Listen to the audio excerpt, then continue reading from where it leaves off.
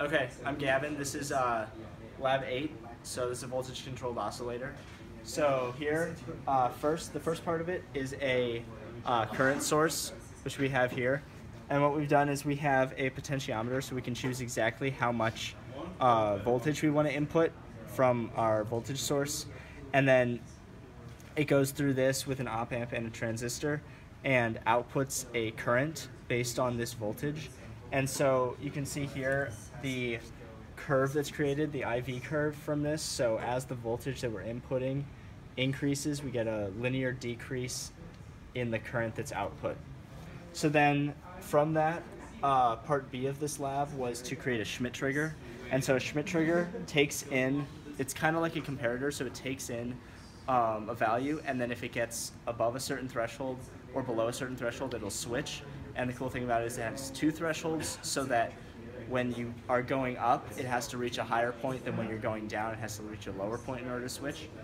And so that we have right here. It's a little hard to see, but basically the Schmitt trigger is this, which is an op-amp, and then we have here, but we have two resistors that are actually giving, and then we have positive feedback with our output.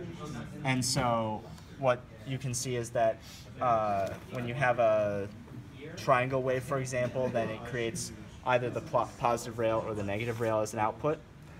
And then finally, this is our entire circuit that's a voltage controlled oscillator. So down here, we have a pair of, this is some matched transistors, which help give feedback in a loop. And then we have a capacitor here.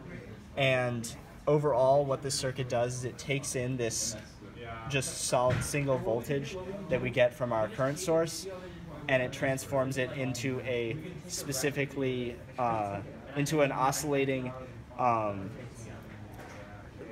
like wave, like a square wave between the two values that we want, and the frequency of that is based on the voltage that we're inputting.